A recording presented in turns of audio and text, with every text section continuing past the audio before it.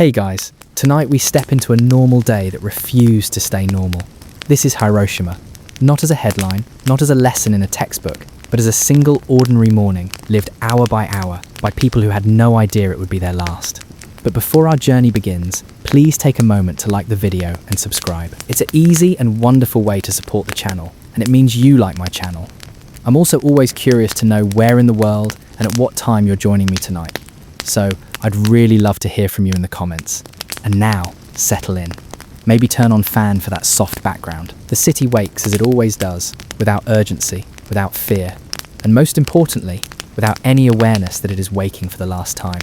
A pale morning light stretches over Hiroshima, slipping between wooden rooftops and into narrow lanes still cool from the night. The air carries the familiar blend of scents: river water, charcoal smoke, and the faint sweetness of rice cooking behind paper screens.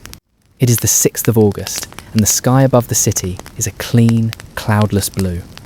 A good sign, most would say, for a day that promises heat but nothing worse. Inside a small noodle shop near the Aoi Bridge, Kenji Matsuda is already at work. He moves with practiced efficiency, sleeves rolled, hands steady over a pot that has simmered since before dawn. The heat presses against his face, but he barely notices. This is routine. This is stability.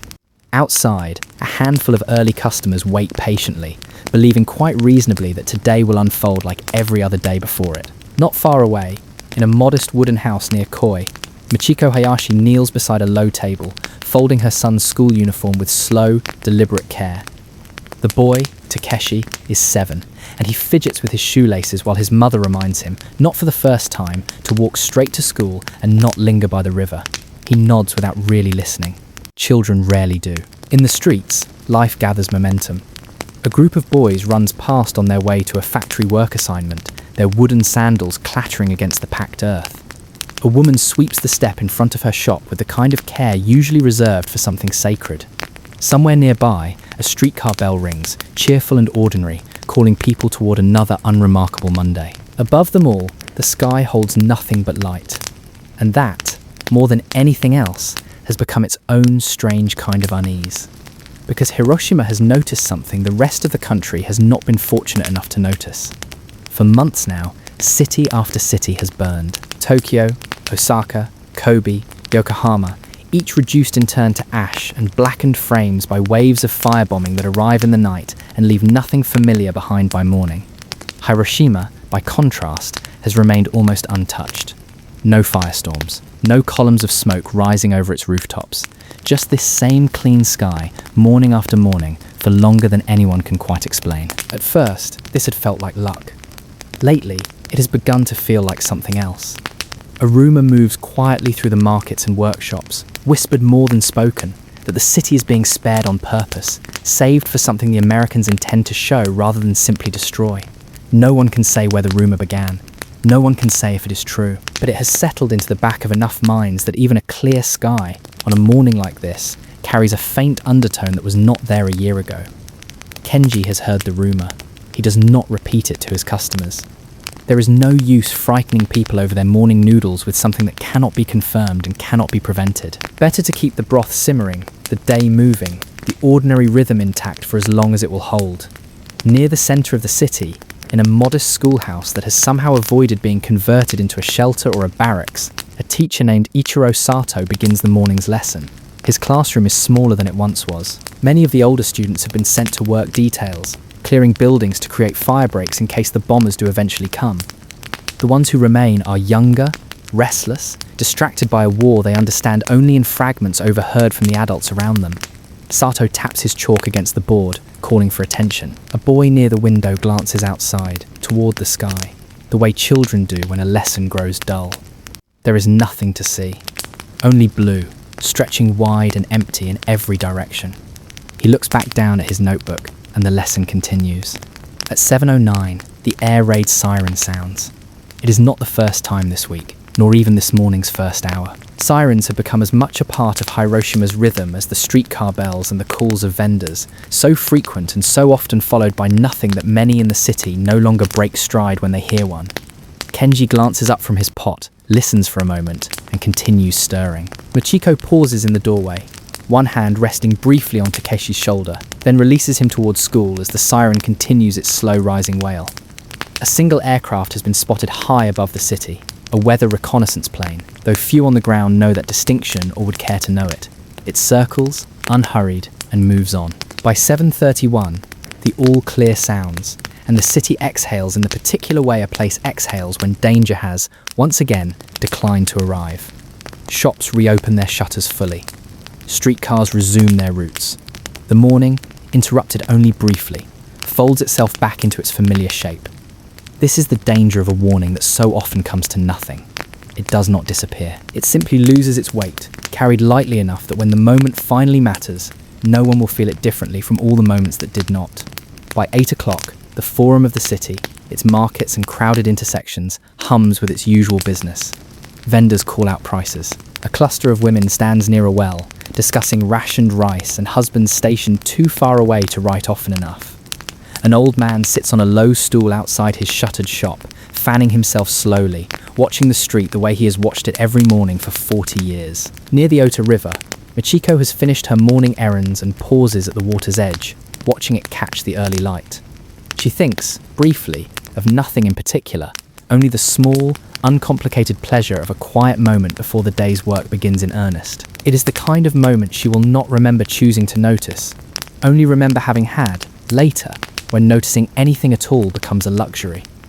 At the schoolhouse, Sato continues his lesson, though he finds himself, more than once, glancing toward the window without quite knowing why. The sky offers nothing. Still blue. Still empty. Still, somehow, not entirely reassuring. Kenji's shop fills with the morning's regulars. A retired soldier named Hideo takes his usual seat near the door, exchanging a few words about the heat, about the price of vegetables, about nothing that matters and everything that makes a morning feel ordinary. Kenji ladles broth into a bowl and sets it before him, and for a moment, the two men simply sit in the comfortable silence of people who have shared this small ritual many times before. At 8:09, 3 more aircraft are sighted, high above the city, moving with the same unhurried precision as the earlier plane. Word passes through the streets in fragments, a shopkeeper mentioning it to a customer, a child pointing skyward before being pulled along by an impatient parent. There is some hesitation this time, a beat longer than usual, but no siren sounds. Weather planes, most assume, or reconnaissance, nothing that has not passed overhead a dozen times before without consequence. The city, trained by months of false alarms into a particular kind of calm, continues largely undisturbed. Above Hiroshima, the 3 aircraft separate, each following its own path, until only one remains, continuing forward, steady, unremarkable against the wide blue silence, its course carrying it directly toward the heart of the city below. Inside the schoolhouse, Sato calls the class back to attention as a student's mind wanders once more toward the window. Near the river, Michiko turns from the water and begins the walk home, her thoughts already moving toward the small tasks of the day ahead. In his shop, Kenji refills Hideo's bowl and laughs quietly at some small joke exchanged between old friends. And on a street, not far from either of them, Takeshi walks the last stretch toward his schoolyard, satchel bouncing against his back, his mind on nothing more urgent than whether he will be late. None of them look up again. It is 8:15 in the morning. The city has less than a minute left, as it has always known itself to be. There is no warning that a warning would matter. No siren rises in time. No voice calls out to shield eyes or find cover, because there is no room left for reaction. In a single instant, the sky over Hiroshima opens into a light brighter than anything the human eye was built to witness. Not sunrise, not fire, something else entirely. A flash that erases shadow, erases colour, erases for one suspended heartbeat the very idea of an ordinary morning. Then the sound arrives, if it can even be called sound. A roar so total it stops being heard and becomes something felt instead, in the chest, in the bones, in the ground itself. The blast moves outward from the centre of the city with a force that does not ask permission of anything in its path. Kenji is thrown backward inside his shop, the pot of simmering broth overturned, the wooden frame of the doorway splintering above him. For a moment there is only ringing silence and the sting of dust in his eyes. Across the low table, Hideo lies where the blast has thrown him, unmoving at first, then stirring, coughing, reaching instinctively for the wall to pull himself upright. Neither man speaks. There is nothing yet to say that the moment has not already said more loudly than words could. Across the city, buildings that had stood for generations fold inward within seconds. Wood, paper, tile, all of it collapsing under a pressure wave that treats structure and history with the same indifference. Streets vanish beneath debris. The streetcar that rang its cheerful bell only minutes earlier now lies twisted and still, its passengers scattered among the wreckage of the tracks. Near the school, Sato is thrown from his feet as the windows shatter inward. He calls out for his students, his voice lost beneath the collapsing roar of the building around him. Some answer. Many do not. He does not have time to grieve that yet. There will be no time to grieve anything yet. He pulls himself toward the sound of a child's cry, hands finding a desk overturned, a boy pinned beneath it, and he pushes with a strength he did not know he still carried. Above the city, where the sky was clear and blue only a breath before, a column begins to rise, boiling upward with terrible speed, dark and churning, climbing higher than anything the eye can follow. It does not look like smoke from a fire. It looks like something the sky itself did not know it could produce. Fires begin almost immediately, scattered at first, then joining, spreading through the wreckage of wooden homes and shops with a speed that outpaces any hope of containing them. The heat radiating outward from the blast has already scorched what the fires have not yet reached. The city that woke this morning in ordinary light now exists inside smoke, ash, and a heat that presses against the skin from every direction at once. Michiko is a mile from where she last watched her son walk towards school. She rises from the wreckage of her doorway, one arm bleeding, ears ringing, and looks in the direction Takeshi went. The street she knew, the landmarks she used to guide herself, are gone, replaced by a landscape she does not recognize. She begins to walk anyway, calling his name into air too thick with dust to carry sound very far. Elsewhere in the ruins, a young nurse named Ayako Nishida had been on her way to the hospital for the start of her shift when the light came. She finds herself now among the very people she had been walking toward work to care for, except there is no hospital left standing to bring them to, no clean bandages, no ordered rows of beds. There is only the street, the wreckage, and whatever she can improvise with the strips of her own torn sleeve. She moves from one person to the next, doing what little she can, aware with a growing, terrible clarity that little is all there will be for a very long time. All across Hiroshima, the same searching begins. Names called into smoke, hands reaching through debris. People who moments ago were strangers now working side by side to lift beams off the trapped, to carry the injured toward the river, toward anywhere that feels safer than where they stand. There is no order to it, no chain of command, only the instinct of people trying to save whoever is closest to them. The river fills with those seeking relief from the heat and from wounds the mind has not yet found words for. The water offers what comfort it can, though even the comfort here is limited, uncertain, temporary. Ayako wades in briefly herself, helping an elderly woman lower herself into the shallows before turning back toward the wreckage to find the next person who needs her. Kenji finally stumbles out from what remains of his shop, coughing, disoriented, Hideo leaning against him for support. He looks toward the sky, toward the column still climbing, darker now, wider, and understands only that whatever this is, it is not over. The fires are still spreading. The ground still trembles faintly beneath aftershocks of collapse. And somewhere in the wreckage, unseen and uncounted, the true scale of what has happened is only beginning to reveal itself. Sato leads a small group of surviving students away from the ruined schoolhouse, their faces streaked with dust and tears, some limping, all of them silent in the particular way that only happens after something too large to speak about. He does not know yet how many are missing. He only knows that the ones beside him need him to keep walking, so he keeps walking, one hand resting on the nearest child's shoulder as though that alone might hold the group together. By midday, smoke has swallowed the sun. What should be bright daylight has dimmed into something closer to dusk, ash drifting down in place of the clear blue sky the city woke beneath only hours before. Rain begins to fall in places, thick and black, streaked with soot and debris carried up into the column and returned now to the earth in a form no one in the city has ever seen before. People catch it in cupped hands, uncertain whether to drink it or fear it, thirst and confusion pulling them in opposite directions at once. Michiko reaches the outskirts of what had been Takashi's schoolyard by early afternoon, the building behind it reduced to a skeleton of blackened beams. She does not find him there. She is told, by a soot-covered teacher's aide barely older than a child herself, that some students were moved to a shelter near the river before the collapse. It is not certainty. It is not nearly enough. But it is a direction, and a direction is more than most people in the city have left to hold on to, so Michiko turns and walks toward the river once more, Hiroshima no longer resembles the place its people knew this morning. It has become something else entirely, a landscape of fire, wreckage, and quiet, desperate searching, with the day's true toll still hidden beneath the ruins, still unfolding, still far from finished. Night falls, though it hardly matters. The sky has been dim since morning, smoke and ash standing in for clouds, the sun reduced to a pale smear behind them for most of the day. Hiroshima does not so much end its first day as run out of the will to continue resembling a city at all. The fires burn through the night, some merging into wider walls of flame that consume entire districts, others smouldering quietly among the wreckage, waiting. There is no fire brigade left large enough to answer all of it. There is barely a city left large enough to need one. What water remains is carried by hand, bucket by bucket, from wells and rivers to homes that, in most cases, no longer exist to be saved.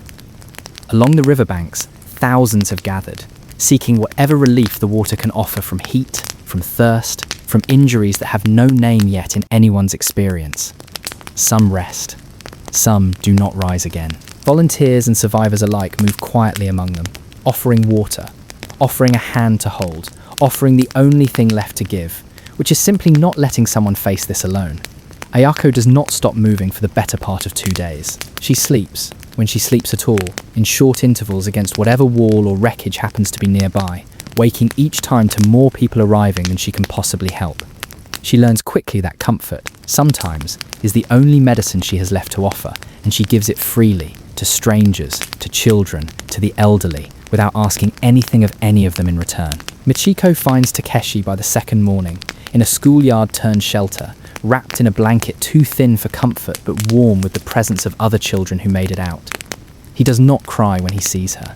He simply reaches for her hand, and she holds it the way she held it every morning before school, only tighter now and for longer than a moment. Around them, other mothers arrive throughout the day, some finding what they searched for, others learning slowly, through the absence of an answer, what they had feared to hear directly.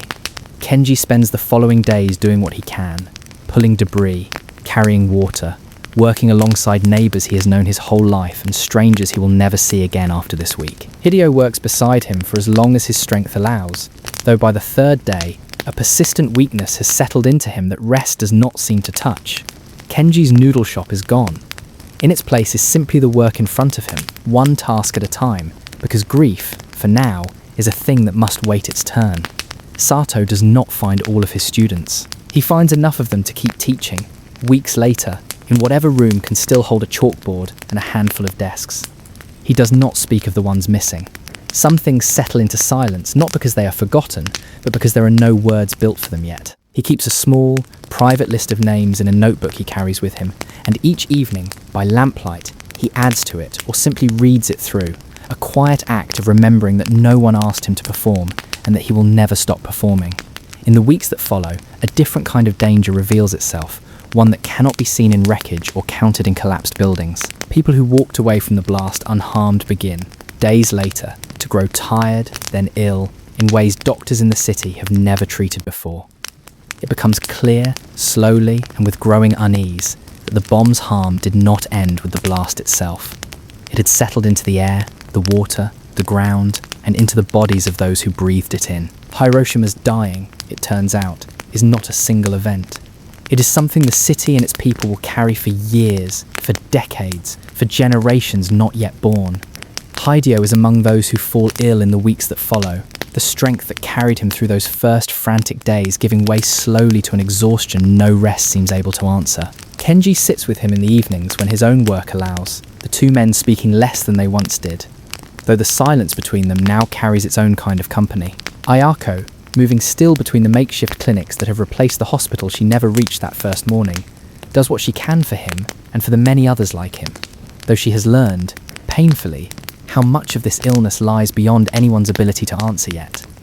By the time the count is attempted, weeks later, the numbers are almost too large to hold steady in the mind. Tens of thousands gone in the blast itself. Tens of thousands more in the months that follow, from injuries, from illness, from a kind of harm science had never before had cause to measure at this scale. Behind every number is a version of the same morning this story began with. An ordinary Monday, a bowl of noodles, a child walking to school, none of it any different from countless other mornings, except that this one did not get to finish as it began. 3 days later, a second city, Nagasaki, would learn the same lesson in the same terrible language. And within days after that, the war that had shaped so much of the world for 6 years would come to its end. Not with the surrender anyone had imagined, but with a single, undeniable demonstration of a force too vast to ignore. Machiko rebuilds a small life in the months that follow. A single room at first, shared with 2 other families, and later a modest home not far from where the old one stood. Takeshi grows, as children do, though there are mornings, even years later, when he pauses at the doorway before school a beat longer than he used to, and Machiko never asks why, because she already knows. Kenji reopens his shop the following spring, smaller than before, in a different location, but with the same pot, salvaged and repaired, simmering each morning before dawn. Hideo does not live to see it finished.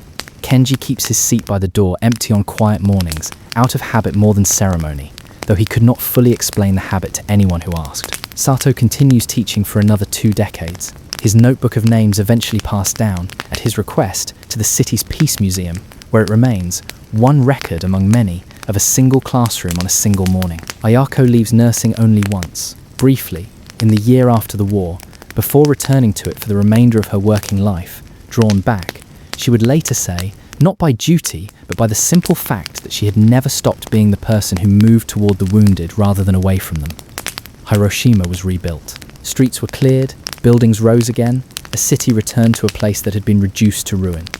But rebuilding is not the same as forgetting, and Hiroshima has never asked the world to forget. What it asks instead, quietly, through a preserved dome left standing amid the reconstruction, through a peace park where the schoolyard once stood, through the stories still passed down by those who remember, is only this, that the last morning of an ordinary city, and everything that followed it, be remembered not as a headline or a statistic, but as what it always was, a single day, lived by real people, hour by hour, until there were no hours left to live. And in that remembering, perhaps, lies the only real defence against it happening again. You are a wool merchant from Genoa, and your journey has taken the better part of a year, by ship, by mule, by foot, through country you had only ever heard described in sermons. Now, at the end of it, you sit on a low bench in a small workshop tucked behind a wooden door in Jerusalem's old city, your sleeve rolled to the elbow, waiting for something that will outlast the memory of the journey itself. The tattooist works with a small wooden block, its surface carved with the shape of a cross flanked by 4 smaller crosses, an image he has pressed onto the skin of hundreds of travellers before you and will press onto hundreds more after you. He dips the block in ink and presses it firmly against your forearm, leaving behind a faint outline. Then he lifts a bundle of needles, bound tightly to a wooden handle, and begins to work the ink beneath your skin, following the shape the stencil has left behind. You do not flinch, or at least, not more than once. The pain, other pilgrims told you along the road, is part of the point. Not punishment, but participation, a small and voluntary echo of a suffering far greater than your own. When the tattooist finishes, wiping away the last traces of blood, you look down at your arm and see, for the first time, physical proof of something words alone could never fully carry home with you. This mark is not a fashion.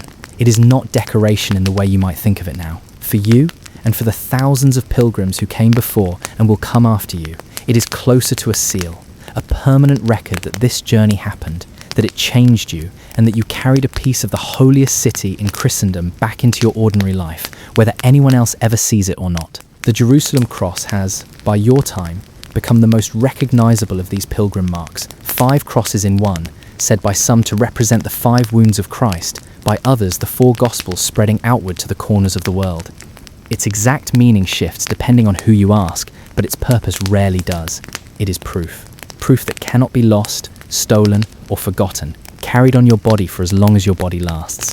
The practice is not new, even in your day. Centuries earlier, Christians native to the Holy Land and to Egypt were already marking their own skin. Small crosses tattooed onto the wrist, often given in childhood to boys and girls alike. A way of declaring one's faith in lands where that faith is not always the majority one, and where a mark under the sleeve can quietly do the work that an open declaration sometimes cannot. It is not treated, in these communities, as an adornment so much as a kind of second baptism, worn where the eye will always find it, a child's first and most durable inheritance. You did not invent this tradition by coming here. You stepped into one already generations deep, Workshops staffed by local Christian families who had practiced the craft long before you were born, and you, like so many pilgrims before you, chose to leave carrying the same kind of mark those local Christians already wore. The church, for its part, has never officially blessed what you just did. There is no sacrament of the needle, no priest required to bless the ink. Some clergy quietly disapprove, echoing older warnings from centuries before about the dangers of marking flesh in the manner of pagans and soldiers. But disapproval, in your case, did far less than devotion. You came anyway, and the workshop kept its needles ready for you. Because faith, it turns out, is not always content to live only in the mind. Sometimes it insists on being carried in the body as well. Now imagine, for a moment, that your journey home is not so simple. Not every act of penance in the medieval world involves a needle, and not every mark is drawn in ink. Some are written by far cruder tools, and their authors are often the penitents themselves. You are no longer the merchant from Genoa.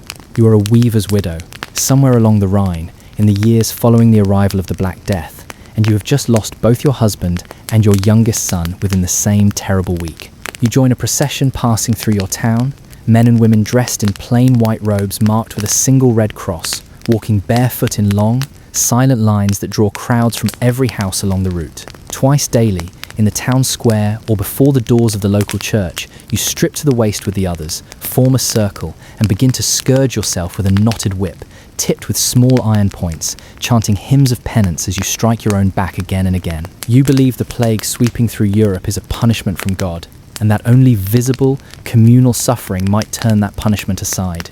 You do not flinch, not because it does not hurt, but because the hurting is the entire point.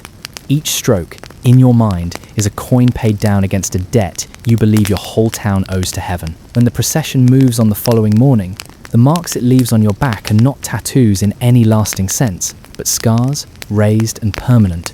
Your body's memory of grief translated into something that can at least be seen, if not fully understood, by anyone who looks at you afterward. The movement you have joined grows astonishingly large in a short span of years, drawing crowds numbering in the thousands in some cities, and just as quickly it draws the alarm of church authorities who did not sanction it and cannot easily control it. By the middle of the 14th century, the Pope will formally condemn what you and thousands like you have done, worried less by the whips themselves than by what an unsupervised, self-organizing movement of penitents might come to believe and to do without a priest standing between them and their own convictions. The processions will be suppressed in most places within a generation, but the scars on your back will not need official approval to remain. Not every mark placed on medieval skin is chosen even in this harsher, more painful sense. Some are placed by others entirely, against your will, and they carry a very different kind of permanence. You are someone else again now, a man standing before a local magistrate in a market town in the English countryside, found guilty of theft, not your first offence, though the record of the first has already faded from most memories but your own. The punishment handed down is swift and simple in its cruelty. You are to be branded on the thumb, a mark that will follow you for the rest of your life, visible to anyone who thinks to look, a permanent notice to future courts that leniency has already been extended to you once and will not be extended again. The branding iron is heated over a small fire until it glows, and you are held firmly by two men as the mark is pressed into the base of your thumb. The pain is immediate and total, but it is the smell, sharp and unmistakable, that will linger longest in your memory. When it is over, you are released, your hand wrapped in cloth, your future narrowed in ways no court needed to spell out further. This is happening to people like you across medieval Europe, though the specific forms vary from region to region. You might be marked with a letter representing your crime itself, so that anyone who sees the scar knows, without needing to ask, exactly what you have done. If you offend again, you might be branded on the face rather than a place more easily hidden, ensuring your punishment can never be concealed from a future employer, a future neighbour, a future stranger passing through town. The logic behind this is not subtle. In a world without photographs, without centralised record keeping, without any easy way to track a person's history from one town to the next, your body becomes the record. A brand does not require a document to be consulted or a witness to be summoned. It travels with you, speaks for itself, and cannot be lost, altered, or left behind, no matter how far you walk to escape the reputation attached to it. Life afterward will rarely return to what it was before. Employers who might have overlooked a first offence will see the brand and refuse you outright. Neighbours who might have extended quiet forgiveness will instead extend suspicion. The punishment does not end when the iron is lifted from your skin. It simply begins a longer, quieter sentence, one you will carry for the rest of your life, written not in any court record but in scar tissue that never fully fades.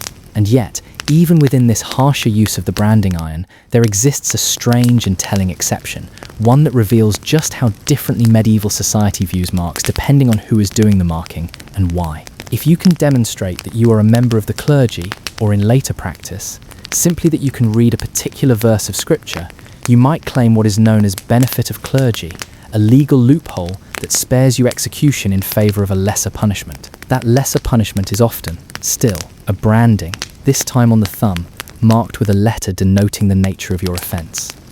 But its purpose here is subtly different. It is not meant primarily to announce your guilt to the world. It is meant to prevent you from claiming the same mercy twice. One brand, one second chance. The mark, in this context, is less a scarlet letter and more a quiet bureaucratic safeguard, proof already spent, a door that cannot be opened again for you. The same tool, the same fire, the same searing moment of pain can mean entirely different things depending on the hand that orders it and the reason behind the order. A brand can announce a crime to the whole of society, or it can simply close a private ledger between you and a court that has already shown you mercy once. Medieval Europe understood, perhaps more instinctively than we credit it for, that a mark on the body was never just a mark. It was a message, and the meaning of that message depended entirely on who was meant to read it. Between these two extremes, devotion freely chosen and punishment forcibly imposed, exists a third and quieter category of marking, one built not around faith or crime, but around belonging. Picture yourself now as a craftsman, a master of your trade, stamping your own mark into every blade, every bolt of cloth, every loaf you produce, an assurance to buyers across distant towns that what you have made meets a standard that can be trusted, because it carries your name or a symbol standing in for it. That means something. Or picture yourself as a sailor, tattooing onto your own arm the name of your home port, a record of a voyage survived, a crossing of waters that has claimed other ships and other men. If your body is ever recovered far from home, unidentifiable by face or by document, that mark might still tell whoever finds you where you came from and who is still waiting for news of you. Now picture the version of this you would never choose for yourself. You were enslaved or indentured, and the mark on your skin was placed there by someone else entirely, in power over you, echoing the older Roman practice of branding runaway slaves with letters denoting their status. Not every mark on medieval and early modern skin is identity freely claimed. Some is identity forcibly assigned, a person reduced, quite literally, to a legible piece of property. What unites all of these marks? The pilgrim's cross on your arm, the penitent's scar on your back, the thief's brand on your thumb, the sailor's tattoo, the guild's stamp, the slave's brand, is the same basic human impulse, stripped of its context and repurposed for entirely different ends. The desire to make the invisible visible. Faith, grief, crime, belonging, ownership, none of these things can be seen simply by looking at a person. A mark on the skin solves that problem, permanently, whether you wanted the solution or not. Return, one last time, to Jerusalem. The small workshops near the holiest sites do not close when the medieval period gives way to the centuries that follow. If you were to walk those same streets 100 years later, or 300, you would find the craft still there, passed from hand to hand, father to son, generation folding into generation, largely undisturbed by whichever empire happens to govern the city at the time. Ottoman-era travellers described the practice as already old by the 17th century, needled onto pilgrims' arms with the same patient, practiced motion their medieval predecessors would have recognised without needing a single word of explanation. By the early 20th century, the number of families still practicing the craft in Jerusalem has dwindled sharply, thinned first by changing fashions and then by the upheaval of war and displacement that scattered so much of the region's older Christian community. For a stretch of years, only a single tattooer remains in the whole of the city willing and able to carry on the tradition, working alone where once several workshops did a steady trade in pilgrim crosses. That the line holds at all, narrowing to one man's hands rather than breaking entirely, says something about how deeply the practice rooted itself, not as a curiosity, but as an unbroken thread stretching back, needle by needle, to you and to the pilgrims who sat on that same bench centuries before you did. Whether chosen in devotion, carved in grief, or forced in punishment, The marks you might have carried through the medieval world tell us something that written records alone rarely capture as directly. They tell us what people were willing to endure permanent pain for, and what others were willing to inflict permanent pain to enforce. Faith carried far enough to be worth a needle. Sorrow carried far enough to be worth a whip. Guilt considered severe enough to be worth a brand. Identity valued enough, or controlled tightly enough, to be worth writing not on paper, but directly into the body itself. The paper from that world has mostly turned to dust. The stone has mostly crumbled or been rebuilt beyond recognition. But here and there, in a handful of surviving practices and a handful of surviving accounts, the marks remain legible still. A quiet, permanent record of who people were, what they believed, what they had done, and what had been done to them, written in the one language that medieval society trusted above almost any other. Not ink on parchment, but ink, or iron, or scar, pressed directly into skin, into you. You have not left this room in weeks. The shutters have stayed closed since the birth, the air inside thick with wood smoke, and the particular smell of a house that has not let the outside world in for a long time. Your bed has become the whole of your existence, propped against pillows, your child sleeping in a cradle within arm's reach, while a rotation of women, your mother, a sister, a hired nurse, has kept the household running around you without ever quite letting you rejoin it. This is the lying in, and it is not simply rest. It is a kind of quarantine, observed as carefully as any illness, because in the eyes of your church and your neighbours, you are not yet clean, not from any visible wound, not from any sickness a physician could name, but from the blood and labour of birth itself, a condition your faith has inherited from far older law, the kind written into scripture long before your grandmother's grandmother was born. If your child was a boy, you are told to wait 40 days before you may return to church. If your child was a girl, in some parishes the wait is doubled, a distinction no midwife or priest will ever fully explain to your satisfaction, only repeat, because it has always been done this way. You count the days the way a prisoner counts them, not out of despair, but because the counting is the only forward motion available to you. Visitors are permitted, but only certain ones, and only within this room. You do not cook. You do not step into the churchyard. You certainly do not enter the church itself, because to do so before your time is up would be to bring your uncleanness into a consecrated space, an offence your neighbours would notice and your priest would not overlook. The midwife who attended your birth holds an unusual authority in these weeks, more than your own husband, more than nearly anyone else in the house. She was granted, by the church itself, a kind of license ordinary women never receive, the right to baptize an infant with her own hands if the child seems unlikely to survive until a priest can be summoned. For these few weeks, inside these four walls, her word carries a weight that would be unthinkable for her to hold anywhere else in your world. Finally, the day arrives. You rise, dress carefully, and for the first time in over a month, step outside into light that feels sharper than you remember it. A veil covers your head. In your hand, someone has placed a lit candle, its flame small and steady even in the open air. You walk toward the church, not through the main doors, but to a particular spot near the threshold, and there you stop, because you are not yet permitted to simply walk in. The priest comes out to meet you at the door. This is deliberate. You are met at the boundary between the world you have been excluded from and the one you are about to re-enter, and the ceremony that follows will happen, quite literally, on that line. He sprinkles you with holy water. He recites a psalm, the same one recited over countless women before you, its verses speaking of lifting one's eyes toward help, of being kept from harm by day and by night, an odd comfort to receive only now, weeks after the danger of your labour has already passed. Only after this exchange at the threshold does he take your right hand, or the end of the stole draped over his shoulders, and lead you inside. You are seated, sometimes on a special low stool set aside for exactly this purpose, and there you kneel while further prayers are spoken over you, prayers of thanksgiving now rather than purification, gratitude that you survived what so many women in your position do not. Childbirth, more than almost anything else in your world, kills. Every woman in the church watching you today knows at least one who did not live to make this same walk. When the rite concludes, you make an offering, a small coin, sometimes a length of cloth or a candle left burning at the altar, a customary payment for the service that has just readmitted you to full participation in your community. Then, and only then, are you considered clean again in the fullest sense, free to resume your place among your neighbours, your marriage bed, and the ordinary business of your life.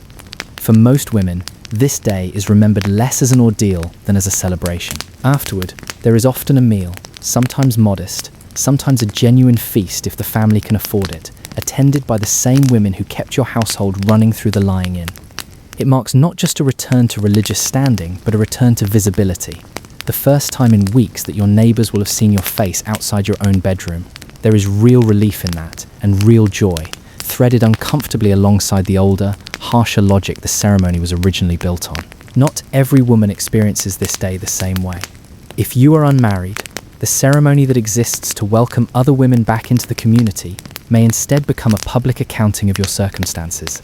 Some parishes require an unwed mother to be churched separately, without the veil, without the same procession, sometimes forced to stand and publicly confess before the congregation as a condition of being readmitted at all. The rite that honours a wife's survival can, for a woman without a husband, become something closer to punishment dressed in the same vestments, and there is very little you can do in this position except endure it, because refusing the ceremony means refusing your place in the only community you have. The theology behind all of this has never been entirely settled, even among the priests performing it. Officially, many will insist the rite is one of thanksgiving only, a service of gratitude modelled on the Virgin Mary's own presentation at the temple after the birth of her son, an act she was not obligated to perform under grace, but chose to complete anyway out of humility. Unofficially, in the language used by ordinary priests and ordinary parishioners for centuries, the word most often applied to a woman who has not yet been churched is simply unclean, a term with far older roots than anything in the New Testament, reaching back through church law to a purity code far more concerned with blood than with sin. You will not be the one to resolve that contradiction. Few women in your position ever tried. What you know, standing in the sunlight outside the church door after weeks indoors, candle in hand, is more immediate than any theological debate. You survived. Your child survived. And in a matter of minutes, you will be allowed to walk back into the full daylight of your own life, blessed, forgiven for a sin you were never quite sure you had committed, and, above all, seen again by the people who make up the whole of your world. The custom will outlast you by centuries. Long after the language shifts from purification to pure thanksgiving, long after some churches drop the rite altogether and others quietly keep performing it into the modern age, the walk you make today, from confinement to threshold to altar, will remain one of the oldest continuous rituals a woman in your world is asked to complete. Not chosen exactly, and not entirely forced either, but something in between, the way so much of a woman's life in your century is lived, in the narrow, well-worn space between obligation and survival. You do not see the blow coming. One moment you are standing in the market square of Dubrovnik, arguing over the price of a debt long owed to you, and the next, a hand has closed around your beard and yanked, hard, tearing hair from skin, leaving you gasping in front of a crowd that will remember this longer than they would remember a knife wound. Your enemy does not draw a weapon. He does not need to. In this world, a hand in your beard does more damage to you than a blade ever could. The physical pain fades within the hour. What does not fade is the message the act was designed to send, understood instantly by everyone who witnessed it, the way you might read a sentence without needing it explained. Your beard is not simply hair. It is the visible seat of your honour, your age, your standing among other men, and to have it seized and pulled in public is to be told, wordlessly and unmistakably, that you are lesser than the man who did it. The court that hears your complaint afterward will not treat this as a minor scuffle. Beard pulling, alongside the cropping of hair and the tearing away of headgear, belongs to a distinct category of offence, one where the injury matters less than the insult it was built to deliver. Centuries earlier, and countries away, this same understanding had already been written directly into law. Among the Frisians, along the cold coastline of the North Sea, an entire legal code exists specifically to price out injuries to the head and face, nearly 30 separate offences, each with its own precise compensation. To seize a man's beard and pull, it is not treated the same as bruising his arm or breaking his finger. It sits in its own category, priced according to the shame it causes rather than the damage it leaves behind, because the lawmakers who wrote these codes understood something modern courts rarely bother to codify. Not all wounds bleed, some only humiliate, and humiliation, in this world, is worth a debt just as real as any broken bone. You do not need to be a man for your beard to become a weapon used against someone else. If you were a wife under the law of the 10th century Welsh king Hywel Dda, and you so much as speak an insult against your husband's beard, calling it thin, calling it patchy, mocking the one feature he has spent years cultivating as proof of his standing among other men, the law grants your husband the right to beat you for it. It sits, remarkably, alongside only 2 other offences considered serious enough to justify this response: giving away property that was never yours to give, and being discovered with another man through deception. A careless word about a beard, in other words, is treated by the law as comparable to infidelity itself. That comparison alone tells you how much weight this hair was made to carry. Power vested in hair is not a new idea, even in your century. It reaches back through scripture, through the story of a man named Samson, whose strength was said to live in locks no razor had ever touched, and the same logic that made his hair sacred could just as easily be turned against a man rather than used to protect him. If hair holds power, then removing it becomes one of the oldest ways anyone has ever found to strip a man of that power entirely, publicly, and permanently. You feel that logic firsthand if you are the man in the old story told about King Arthur, confronted by a giant named Rita who does not ask for gold or land as tribute, but for your beard itself, cut and delivered as proof of your submission. There is no ambiguity in the demand. A king's beard, surrendered to another man's hand, is not a haircut. It is a surrender, complete and total, communicated through hair the way a sword laid down communicates the end of a battle. Punishment through hair was not reserved only for kings in stories. If you were convicted of incest under 12th century Icelandic custom, the sentence handed down requires you to fast and shave your head, your appearance itself made to testify publicly to what you have done, long after any words spoken at your trial have been forgotten by everyone who heard them. If you are a woman convicted of prostitution under English law of the same broad era, your punishment takes the same form: your head shaved bare, your body forced to carry a visible record of your conviction into every room you enter for months afterward, until the hair, slowly, begins to grow back. None of this is incidental. In a world without newspapers, without official documents most people could read, even if they existed, the body itself has to serve as the record. A shaved head cannot be hidden the way a scroll can be lost. It walks through the market, sits in church, stands in line for bread, testifying every single day to a judgment that was passed only once. Inside the walls of the monastery, an entirely different logic takes hold, one that inverts everything the beard represents outside it. If you enter religious life in the Latin Church of the medieval West, you are expected to shave, cleanly and consistently, your face kept as bare as the tonsure cut into the crown of your head. The reasoning traces back centuries to church councils that decreed, quite plainly, that a cleric should let neither his hair nor his beard grow long. Where a beard outside these walls announces status, age, and masculine authority, inside them it is treated as precisely the kind of worldly vanity a man of God is meant to have already surrendered. Your bare face becomes its own kind of habit, worn on the skin rather than over it, a visible renunciation of exactly the pride other men spend years cultivating in their own reflections. Not every branch of the church agrees. Travel east, into territory governed by the Greek tradition rather than the Latin one, and you will find the opposite conviction held with equal certainty, that a full beard belongs on any man devoted to God, following an older and, to them, more authentic reading of scripture and apostolic example. The divide becomes sharp enough, over the centuries, that a man's facial hair is no longer simply a matter of personal grooming. It becomes a point of open contention between East and West. One more fault line in a slow-building rift between two churches that will eventually split entirely, arguing not only over doctrine and the authority of Rome, but over something as seemingly small as whether God prefers his priests bearded or bare.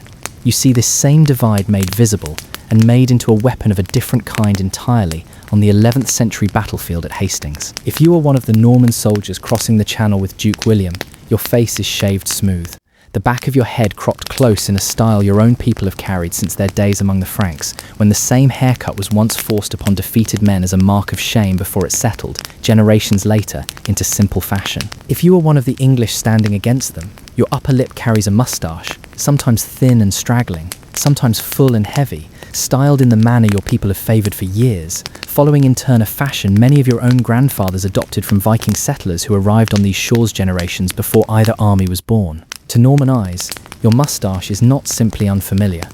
It reads as something closer to an insult made permanent, a mark of softness, even femininity, set against their own severe, close-cropped uniformity. The embroiderers who will later stitch the story of this battle into cloth understand this distinction perfectly and use it deliberately, giving their audience a way to tell each army apart at a glance, long before any caption explains who is winning and who is falling. Your facial hair, in other words, becomes part of the battlefield itself, a visual argument about whose masculinity is more legitimate, stitched permanently into the record of the day you lost your kingdom. Not every beard in this story serves as an insult waiting to happen. If you are King Edward, ruling in the years just before this same battle, your long beard is read by everyone around you not as softness but as its precise opposite, a visible marker of age, wisdom, and authority earned over decades on the throne. Length, in your case, is not vulnerability. It is exactly what beard pulling was always designed to threaten in men with far less standing than yours. Proof that time itself has been kind enough to let you keep growing into your own authority, undisturbed. By the time all of these threads settle into the record, the law codes pricing out the value of a pulled beard, the marriage law permitting violence over an insulted one, the monasteries shaving theirs down to nothing in the name of humility, the armies reading each other's masculinity through the presence or absence of a moustache, one truth runs underneath all of it, consistent across kingdoms, courts, and centuries. Your beard was never simply hair. It was a surface other people were constantly reading, judging, and, when they wished to hurt you most efficiently, reaching for directly. To touch it without permission was to touch you. To cut it by force was to declare, in a language everyone around you already understood without translation, exactly how little standing you had left. You stand shoulder to shoulder with your neighbours in the nave, the mass moving toward its final and most solemn moments. The Lord's Prayer has just ended. Around you, the priest turns and speaks the words you have heard every week of your life, Pax Vobiscum, peace be with you, and the congregation answers as one voice and with your spirit. Then, without further instruction needed, because everyone here already knows what comes next, you turn to the person beside you and exchange the kiss. It is not romantic. It is not even especially personal. Men kiss men, women kiss women, the gesture moving in an orderly current from person to person through the church, each one passing to the next what the priest first gave to the altar. This is the Pax, the holy kiss the earliest Christians were instructed to share with one another by the Apostle Paul himself.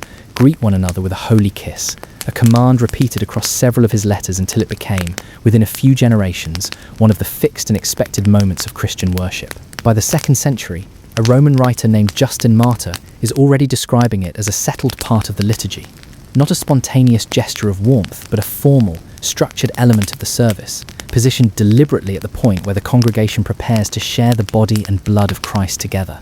The placement is not accidental. You are asked to reconcile with your neighbour before you approach the altar, because to receive communion while holding anger or unresolved conflict against someone standing in the same room would make a mockery of what you are about to receive. If you are not yet baptised, you will already have been asked to leave before this moment arrives, because the kiss is reserved only for those who belong fully to the body gathered here.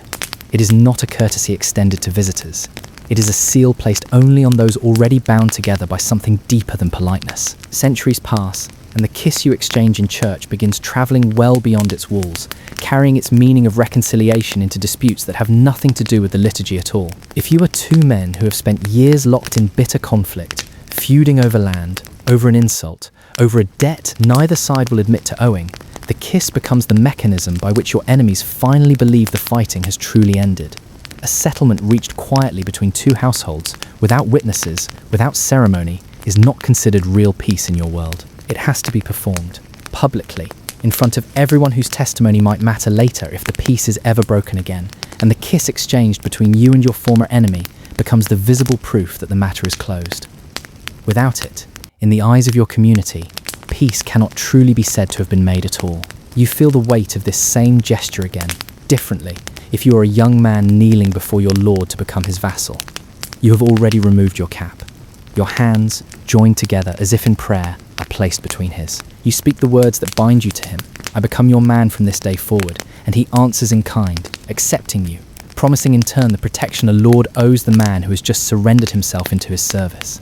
Then he raises you to your feet, and the two of you kiss, sealing an oath that land, coin, and written charter alone could never fully secure. A chronicler recording one such ceremony in the year 1127 describes it plainly: the count and his new vassal bound together by a kiss, the final and necessary step, without which the whole preceding ritual would remain somehow incomplete. This is not affection in any sentimental sense, though affection may genuinely exist between the two men involved. It is closer to a signature, a physical seal placed on an agreement that both parties intend to be permanent, and its absence, more than 3 centuries later, will cause English lawmakers real and specific anxiety. In the year 1439, with plague moving through the country and killing without regard for rank, Parliament petitions the king to waive the kiss from the homage ceremony entirely, worried that pressing lips against dozens or hundreds of noblemen in close succession might carry death from one household into the next. But the petition does not ask simply to skip the gesture. It asks the king to confirm, explicitly, that homage performed without the kiss will still hold exactly as much legal force as homage sealed the old way, because the kiss has become so deeply entangled with the legitimacy of the oath itself that removing it, even for the plague, threatens to unravel the very thing it was meant to secure. Not every kiss in your world carries this kind of solemn weight, and not every one is offered honestly.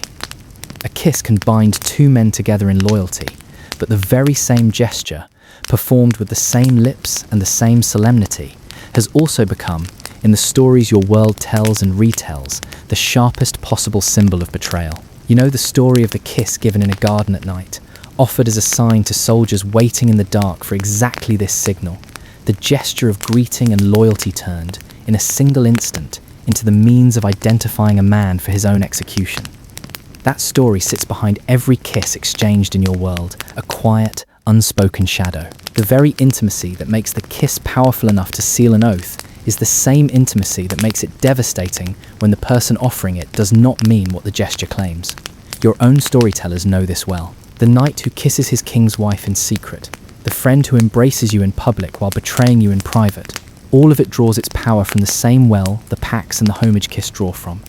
A kiss promises truth. When it lies instead, the betrayal cuts deeper for having worn the shape of trust.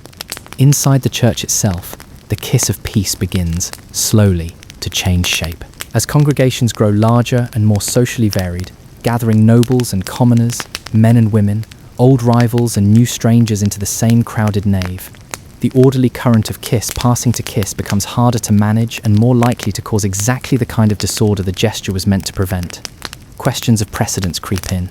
Who kisses whom first? Whether a woman of low standing should be expected to kiss a man of high rank, or the reverse, and what it means if she is passed over entirely.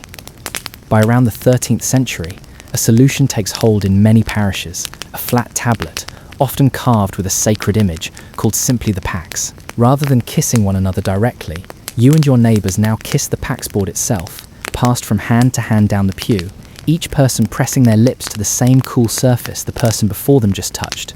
The symbolism preserved, the physical contact between congregants quietly removed. By the time several more centuries have passed, the kiss of peace, even in this reduced form, has narrowed considerably from its original scope. What was once a gesture shared by the entire gathered congregation becomes, in much of Catholic practice, an honour extended mainly to clergy, to the choir, to magistrates and noblemen, no longer a broad ceremony of communal reconciliation so much as a mark of respect offered among those already considered worthy of it. The disputes over precedents that the Pax Board was meant to solve never fully disappear. They simply relocate, settling now around who is important enough to receive the gesture at all. What began as a command from an apostle's letter, urging ordinary believers scattered across the ancient world to greet one another as family, travels an enormous distance by the time it reaches you. It moves from the crowded floor of an early Christian gathering, through the mouths of feuding lords sealing a fragile truce, through the hands of a kneeling vassal binding his life to another man's protection, into the anxious petitions of a parliament trying to outrun a plague, and finally into a carved wooden board, kissed in place of a living face, because the living faces themselves had become too many, too varied, and too fraught with rank to trust the old way any longer. Through every one of these transformations, the underlying idea never quite disappears. A kiss, in your world, is never simply affection. It is a seal, placed on something that words alone were never considered strong enough to hold together on their own, whether that something was your soul's readiness to receive communion, your household's fragile truce with an old enemy, or your entire life, kneeling, handed over into another man's keeping. You step through a low wooden doorway into a wall of heat and noise. Steam hangs thick in the air, curling around wooden tubs crowded 2 and 3 to a person, and somewhere behind the shouting and the splashing, a musician is working through a tune nobody is quite listening to. A woman passes you a cup of hot spiced wine before you have even found a place to sit. Men and women share the same water here, stripped of the layered wool that marks their rank outside these walls, and for the length of an afternoon, a merchant's wife and a tanner's daughter can sit close enough in the same tub that neither would be able to prove, later, which was which. This is the bathhouse, and it has returned to European life more recently than you might assume. For centuries after Rome's great public baths fell into ruin, communal bathing on this scale had mostly disappeared from the continent, remembered more as a rumour of the ancient past than a living custom. It comes back into fashion largely because of soldiers, men who marched east on crusade and returned home describing, with undisguised admiration, the steam rooms and scented water of the hammams they encountered in the Levant. Within a few generations, towns across Europe are building their own version of what those soldiers described, and by the height of their popularity, even modest towns can boast a public bathhouse, often built beside the local bakery, so the ovens already burning bread can double as the source of the bath's hot water. You do not come here only to get clean. The bathhouse offers you a haircut and a shave, a cupping treatment for aches in your back, a bloodletting if your physician has recommended it for whatever imbalance he believes is troubling you. In some cities, this overlap causes real friction. The barbers and the surgeons, guilds jealous of their own trade, complain loudly that bathhouse keepers are stealing their customers, offering the same services in a warmer, more sociable setting than either profession can easily match. The church, whatever you may have heard, has never simply forbidden you from doing any of this. Bathing itself is not treated as sinful. What worries the clergy who preach against the bathhouse is not the water, but everything that tends to happen around it. The idleness, the vanity of lingering for hours over your own reflection, and above all, the ease with which strangers of different rank and different sex end up pressed close together in the same steam and the same wine-soft afternoon. A pope from centuries earlier had already permitted bathing even on Sundays for the sake of health, and no serious churchman in your own time argues that washing itself offends God. It is what washing so easily becomes, in a room built for pleasure as much as hygiene, that keeps drawing sermons down on the bathhouse door. Those worries are not imagined. In some cities, authorities try to draw a careful line between what they call honest bathhouses and dishonest ones, banning mixed bathing in the respectable establishments, setting strict rules for the women who work attending the tubs, forbidding those attendants explicitly from selling anything beyond soap and warm water. The rules exist precisely because, in practice, they are so often broken. The word for a bathhouse in more than one European language will eventually curdle into something closer to an insult, a polite way of saying brothel, because so many of the buildings built to offer a wash and a haircut quietly become known instead for something else entirely. Nowhere is this clearer than across the river from London itself, where you can find a cluster of bathhouses known simply as the Stews. Officially, the city has pushed them out of its own boundaries, and they have resettled in Southwark, just beyond direct civic control, though not, strangely enough, beyond the reach of the church. The land these bathhouses sit on belongs to the Bishop of Winchester, and the women who work within them, licensed, taxed, and regulated by his own officials, will one day be remembered by a nickname that ties them permanently to his authority, Winchester Geese. The bishop does not run a brothel in any name he would use aloud. He collects rent and a share of the profit from establishments he insists are merely bathhouses, an arrangement that lets a prince of the church draw a steady income from exactly the sin his own sermons are supposed to be warning you against. Step away from the noise of the stews entirely, and you find a very different relationship with water inside a monastery's walls. If you have taken vows here, bathing is not the pleasurable, sociable ritual practiced in town. It is rationed, permitted only rarely, and justified strictly on grounds of health rather than comfort, following a rule laid down centuries earlier by a founder deeply suspicious of any indulgence that might soften a monk's resolve. Frequent bathing, in this world, is treated less as hygiene and more as a small vanity. One more worldly pleasure a man has supposedly renounced along with property and marriage. Your unwashed body, within these walls, is not a source of shame. It is, in its own quiet way, a form of discipline, proof that you have set aside exactly the kind of comfort the bathhouse across town exists to sell. For all the sermons and all the regulation, it is neither the church nor the guilds that finally brings the bathhouse era to its end. It is disease. When the Black Death sweeps through Europe in the middle of the 14th century, killing roughly a third of the people in its path, suspicion falls quickly on exactly the kind of close, steaming, communal space the bathhouse represents. Physicians of the following century, revising their understanding of how illness spreads, begin to argue that hot water opens the pores of the skin, leaving the body dangerously exposed to bad air and contagion, a theory that turns the very warmth people once sought for health into a source of medical dread. A second epidemic, a new and disfiguring disease spreading rapidly at the close of the 15th century, accelerates the retreat even further, since its transmission through close bodily contact makes the shared tub feel less like relaxation and more like exposure. By the early 16th century, a scholar travelling through the Low Countries can write, with genuine astonishment, that the public baths so fashionable in his own youth have simply vanished, swept away, in his words, by a new plague that has taught an entire generation to avoid them. What had been, for a few centuries, one of the great communal pleasures of European life, shared water, shared wine, shared warmth across lines of rank that rarely blurred anywhere else, closes its doors one town at a time, not because anyone finally won the argument about sin, but because fear of the body's fragility, in the end, succeeded where fear of its sin never fully could. You push through the crowd gathering in the market square of Falaise on a January morning in 1386, and the mood around you is not the grim, hushed silence you might expect at an execution. People have dressed for the occasion, velvet and feathers on those who can afford them, children lifted onto shoulders for a better view. At the centre of it all, guarded and led forward on a length of rope, walks the condemned, dressed for the day in a jacket and breeches cut to fit her, because the prisoner being brought to the gallows this morning is a sow. She had been found guilty, after a formal trial with testimony and legal argument, of killing an infant child, savaging its face and arms badly enough that the wounds proved fatal.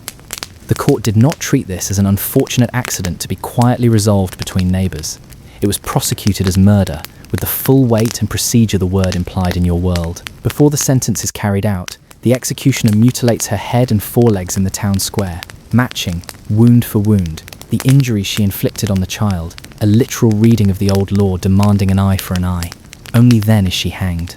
Local farmers, you notice, have brought their own pigs to watch, holding them close at the edge of the crowd, hoping the sight of punishment might somehow impress itself on animals that cannot possibly understand what they are witnessing. Decades later, an unknown artist will paint the whole scene onto the wall of the town church, where it remains for over 400 years before a careless workman finally whitewashes it away. None of this is theatre dressed up as justice. The executioner submits a formal expense claim afterward, itemising his fee for dragging the condemned to the gallows and hanging her, along with the cost of a new pair of gloves needed for the job, a document that still survives in the regional archive today. The court clerks, the jailers who held her in custody awaiting trial, the lawyers who argued for and against her, all of them are paid at their ordinary rate, the same wage they would receive for presiding over the trial of any human defendant. A pig held in the town jail, in more than one recorded case, is billed for its board at exactly the same daily rate charged for a human prisoner. Whatever this looks like from where you stand centuries later, it was not treated, at the time, as anything less than deadly serious.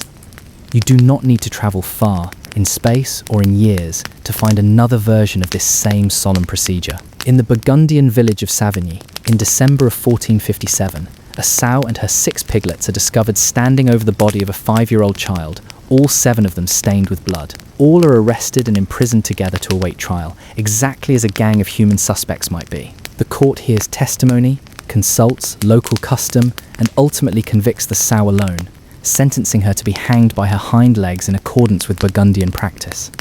Her piglets, despite the blood found on their bodies, are acquitted. No one can prove, to the court's satisfaction, that they took any active part in the killing, and their youth, along with what the record delicately calls the corrupting influence of their mother, is judged sufficient reason to spare them. You are watching, in other words, a court applying the same careful standard of individual culpability it would apply to any human family accused of a shared crime, extended without apparent irony to a litter of piglets. Pigs, more than any other animal in your world, end up in this position again and again. They are allowed to wander loose through most medieval villages, rooting through refuse and mud in numbers that make them a constant, half-domesticated presence in daily life, and their size, often several hundred pounds of muscle and tusk, makes them genuinely capable of the violence they are accused of. An unattended infant left in a cradle or a doorway is, tragically, well within a hungry sow's capability to harm. By some late accounts, pigs make up the overwhelming majority of all the animals ever formally convicted in these courts, not because medieval society singled them out unfairly, but because they were, quite simply, the animal most often in a position to kill. Not every animal facing judgment in your world stands trial for the same reason or in the same kind of court.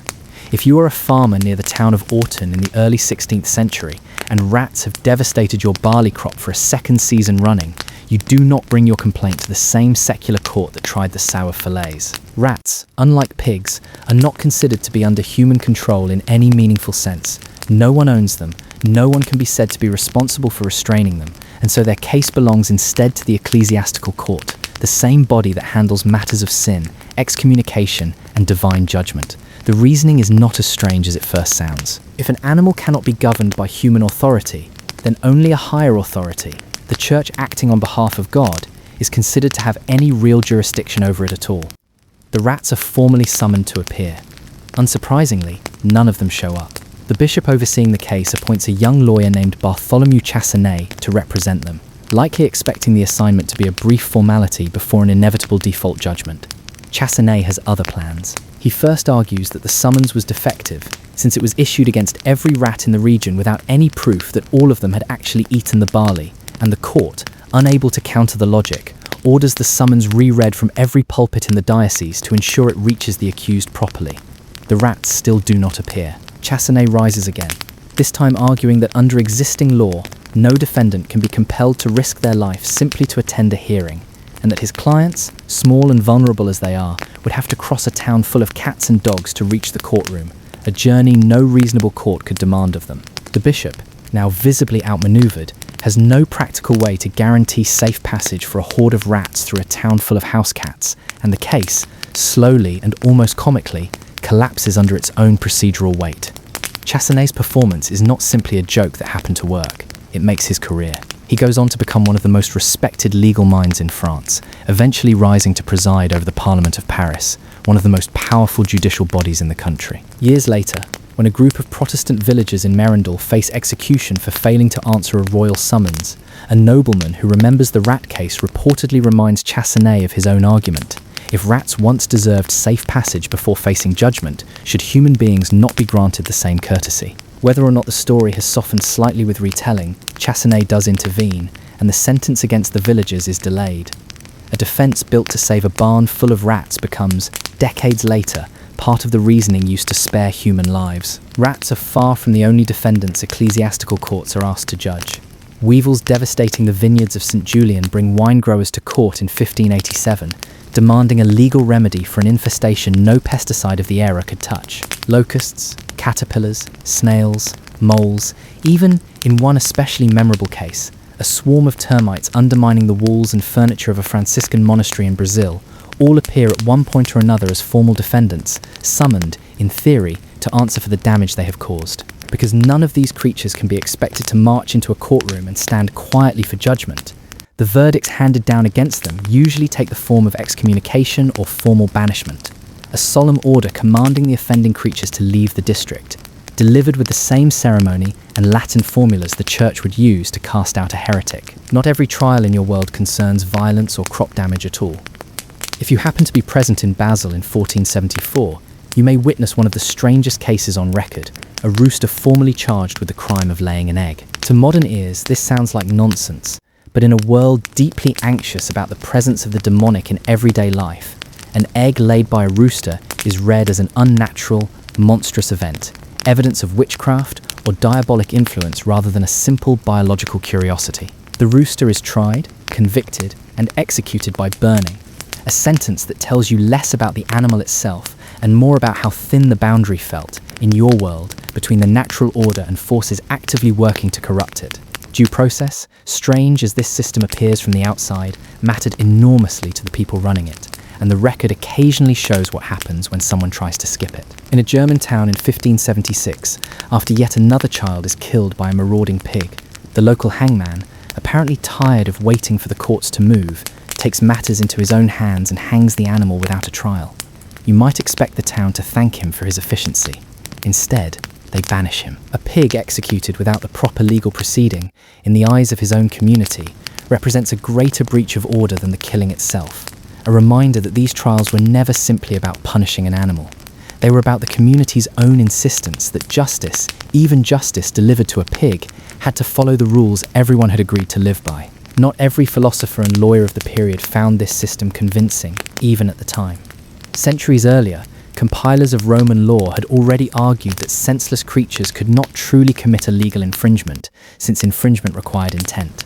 Thomas Aquinas, writing his great theological summary of the age, insisted that animals could not be proper subjects of law at all, since they lacked the capacity for reason or moral understanding that any true crime required. A French royal official writing in the 13th century made much the same argument, that criminal guilt demanded knowledge of good and evil, a knowledge no pig or rat could possibly possess.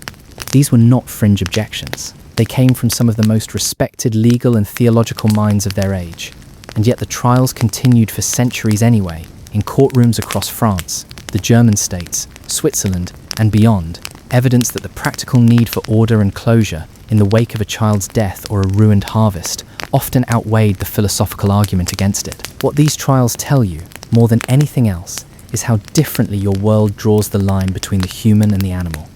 Medieval manuscripts are full of illustrations showing animals dressed in human clothing, engaged in human courts, human battles, human trades, a visual habit that reflects something deeper than simple whimsy. If an animal can be imagined convincingly enough as almost human, wearing a coat, standing on trial, answering for its actions through a lawyer speaking on its behalf, then it becomes strangely easier to also imagine it as morally responsible, capable of guilt, deserving of a sentence carried out with exactly the same gravity given to any other convicted killer in the town square. The practice fades slowly, over centuries rather than years, as new philosophies begin insisting more forcefully on a stricter division between reasoning humans and instinctive beasts. But for the long stretch of time it held sway. The animal in the dock was never a joke to the people trying it. It was a defendant, a stand-in for chaos itself, hauled before the same courts, judged by the same standards, and, in a surprising number of cases, defended by lawyers determined to give it every legal advantage the law allowed, right down to a rat too afraid of the neighbourhood cats to make its own court date. Go back further still, to what some historians consider the earliest of these cases on record, and you find yourself in Paris in the year 1266, where a pig is condemned and burned for the killing of a child, a sentence carried out in public decades before the more famous execution at Falaise. The case is thin on surviving detail, and its authenticity has been debated by scholars ever since. But if it happened as described, it marks the opening of a legal tradition that would run, in fits and starts, for the better part of 500 years. The range of species hauled before these courts, when you step back and take stock of it, is almost dizzying. Beyond the pigs and rats that dominate the record, defendants include cows, bulls, horses, goats, and dogs in the secular courts, and grasshoppers, caterpillars, snails, moles, leeches, storks, turtle doves, and, in at least one recorded case, dolphins brought before ecclesiastical judges for reasons that varied from crop destruction to simple, unexplained misfortune blamed on their presence. Wild creatures like wolves and bears, tellingly, are almost never prosecuted this way. A wolf is expected to behave like a wolf. It is only the animals living closest to human life, the ones sharing a village's food, a village's fields, a village's sense of order, that are considered capable enough of choice to be held legally responsible when that order breaks down. By the time Enlightenment philosophy begins reshaping how educated Europeans think about reason, intention, and the natural world, the animal trial starts to look less like solemn justice and more like an embarrassment best left in the past. The last scattered cases trail off through the 17th and 18th centuries until the practice that once employed judges, defense lawyers, jailers, and hangmen with total sincerity survives only as an odd footnote, remembered mostly through the diligent record-keeping of French archivists and the occasional literary echo, a Victorian poet imagining a pig standing trial for deserting its sty. A 19th century scholar compiling nearly 200 documented cases into a single exhaustive catalogue, so that the strange seriousness of it all would not simply be forgotten. What lingers, long after the last animal defendant was led from a medieval courtroom, is the question the whole practice never quite managed to answer for itself. If a pig can be tried, defended, convicted, and hanged with all the gravity owed to a human murderer, where exactly does the line between beast and person actually sit? Your world spent 5 centuries building courtrooms, hiring lawyers, and writing legal briefs in pursuit of an answer, and in the end, left the question exactly as open as it found it. You would be wrong to assume any of this belonged only to France. The record shows courts doing the same careful, solemn work across Switzerland, the German states, the Tyrol, the Netherlands, and the southern Slavic lands, a pattern too widespread and too consistent to be dismissed as one region's peculiar superstition. French archivists simply happen to keep better records than most of their neighbours, which is why the sow of Falaise and the rats of Autun survive in such vivid detail, while dozens of comparable cases elsewhere are known only from a single surviving line in a court ledger. It is worth asking, before you leave the courtroom for good, why any of this made sense to the people doing it. Part of the answer is practical. A judge who tries a pig with the same seriousness owed to a human defendant sends a clear message to the living that authority in this town takes every death seriously, that no tragedy, however strange its cause, will simply be shrugged off without an accounting. A trial gives a grieving household something a shrug never could, a formal, witnessed process that ends in a verdict, a sentence, and a sense, however imperfect, that order has been restored. When the German hangman skipped that process in 1576 and was banished for it, his town was not defending a pig's dignity. It was defending its own right to decide, collectively and through proper channels, what justice required, rather than leaving that decision to any one man's impulse. That instinct has not entirely left the world you live in now, even if the courtroom trappings have. A dog deemed dangerous today can still, in some jurisdictions, have its fate decided in a formal hearing, evidence weighed, an outcome recorded, even if no lawyer stands beside it, arguing that it feared the neighbourhood cats too much to attend. The animal rarely gets Chassenet's cleverness or Chassenet's luck, but the underlying impulse, that even an animal's death deserves a process rather than a shrug, traces a line directly back to a Norman market square in 1386, and to a sow led forward in a jacket cut to fit her, walking toward a gallows built for men. Before there can be vengeance, there must first be a wrong committed, and in the world this story comes from, wrongs are never forgotten. They are recorded, carried, and eventually repaid, sometimes by the man who suffered them, more often by his sons, because in Norse society of the 9th century, honour does not simply belong to the individual. It belongs to the entire family line, passed down like a debt that accrues interest with every year it goes unanswered. A man who dies unavenged is not merely mourned. He is, in the eyes of his own household, left incomplete, his story missing its final and most necessary chapter. This is the world Ragnar Lothbrok is said to have lived in, a Norse chieftain whose exploits, part history and part legend layered on top of it by generations of storytellers, made him one of the most feared raiders of his age. Whether every detail attributed to him actually happened to one man, or whether his name simply became a magnet for the accumulated deeds of several real Viking leaders over the decades, is a question historians still debate. What the sagas agree on is this: Ragnar Lothbrok was formidable, ambitious, and, in the final chapter of his story, catastrophically overconfident. The tale, as later Norse writers tell it, brings him to the coast of Northumbria in what is now northern England, sailing with a smaller force than caution should have allowed, perhaps believing his reputation alone would be enough to carry the raid. It is not. His ships are wrecked or overwhelmed, his men scattered or killed, and Ragnar himself is taken alive, delivered into the hands of the Northumbrian king, a man named Ulla. What happens next depends on which version of the story you trust, and trust, when it comes to sources written centuries after the fact, is always a complicated thing. The sagas describe Ulla ordering Ragnar thrown into a pit filled with venomous snakes, a slow and agonising execution reserved, in the storytelling tradition of the time, for enemies a king wishes to humiliate as thoroughly as he destroys them. Ragnar, in the most famous telling, does not die quietly. He is said to have composed and recited his own death song as the snakes did their work, a defiant final verse boasting of his life's raids and slaughter, ending with a line that would echo through every version of this story told afterward, that the young pigs, meaning his own sons, would surely grunt if they knew how the old boar suffered. It is worth pausing here to be honest about what we actually know.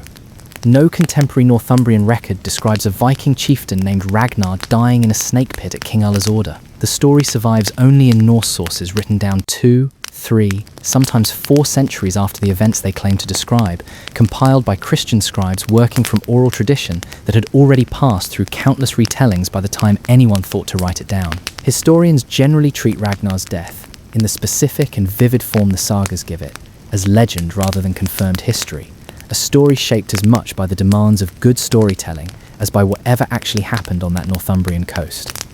But legend, in this case, is doing something more important than simply entertaining. It is explaining. It exists to answer a question every audience listening to it would have already been asking. If Ragnar Lothbrok's death was this cruel, this humiliating, what did his sons do about it? And according to the same sagas, his sons did a great deal. word of their father's death, and of the boast attributed to his final breath, reaches his sons scattered across the Norse world, among them a group who would become nearly as legendary as their father, Ivar, known by the byname Boneless, whose exact meaning storytellers have debated for centuries, along with brothers named in various sources as Björn, Halfdan, and Ubba. The sagas describe their reactions to the news in strikingly different registers, a detail later retelling sees on eagerly. Some of the sons are said to react with immediate, uncontrolled fury, weapons gripped so tightly their knuckles whiten, faces flushed with the kind of rage that demands action within the hour.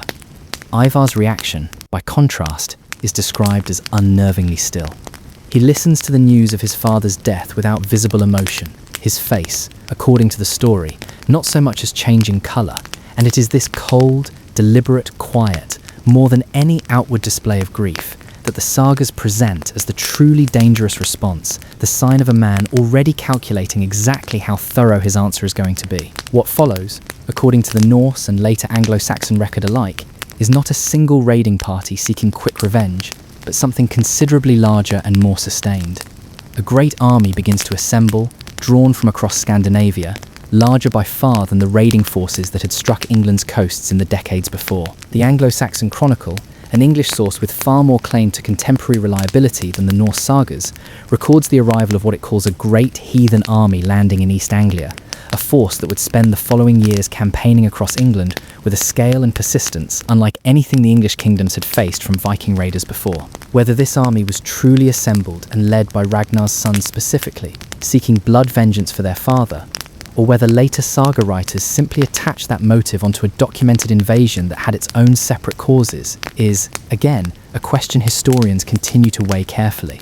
But the story, as it has come down to us, insists on the connection, insists that grief and fury are what set this army in motion, and insists that its true target, from the very beginning, was a single Northumbrian king who believed a snake pit had settled his account with the family of Ragnar Lothbrok. He was wrong.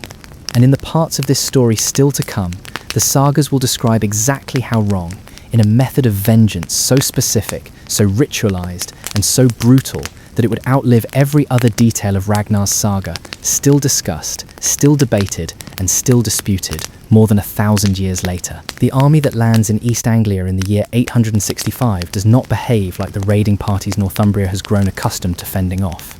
It does not strike a monastery and vanish before dawn. It stays, it grows, and it moves with a patience that unsettles the English kingdoms watching its progress, because a Viking force that intends to leave does not usually spend a winter settling into captured territory, gathering horses, and negotiating tribute from local rulers desperate to buy themselves a season of peace. By late 866, the army has turned north, and its target is Northumbria, a kingdom already weakened by its own internal quarrel. Two rival claimants, Ulla and a man named Osbert, have spent recent years contesting the throne between them, a division the invading Norse force is only too glad to exploit. In November of that year, the great army takes the city of York, walking through gates that Northumbria's fractured leadership had left dangerously undermanned. The Northumbrians do not simply surrender their capital. In the spring of 867, Ulla and Osbert set aside their rivalry, at least long enough to mount a joint counterattack, marching on York with a combined force in an attempt to retake the city. The battle that follows, fought in and around York's walls, ends in catastrophe for the English. Osbert is killed in the fighting. Ulla is not so fortunate. According to the Norse sources, and repeated with only minor variation in the centuries of storytelling that follow, he is taken alive. What happens to him next is the part of this story that has travelled furthest beyond the borders of academic history into films, television, and popular imagination, precisely because of how vivid and how specific the saga descriptions are.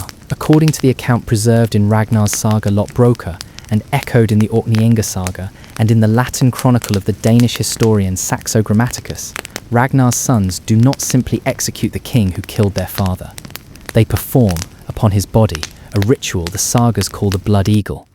The description, stripped to its essential elements as the sagas present it, runs as follows. The condemned man is bound and positioned face down. A blade is used to cut along either side of the spine, severing the ribs from the backbone one by one. The ribs are then pulled outward through the wounds, spread open in a shape meant to resemble a pair of wings. In the most elaborate versions of the account, the lungs themselves are drawn out through the opening in the back and left resting across the spread ribs, and salt is rubbed into the wound. A final, deliberate addition of agony to a death already constructed to be as slow and as symbolically loaded as possible. The eagle, in this reading, is not incidental imagery. It is the entire point. Ragnar's sons are said to have carved into their father's killer the shape of Odin's own sacred bird, transforming an execution into an offering, vengeance folded into worship, so that Ulla's death becomes not simply a repayment of blood, but a gift laid at the feet of the god the sons believed had watched their father die. It is here, before going any further into how the story has been told and retold, that the honest version of this account has to stop and ask the question historians have spent decades wrestling with.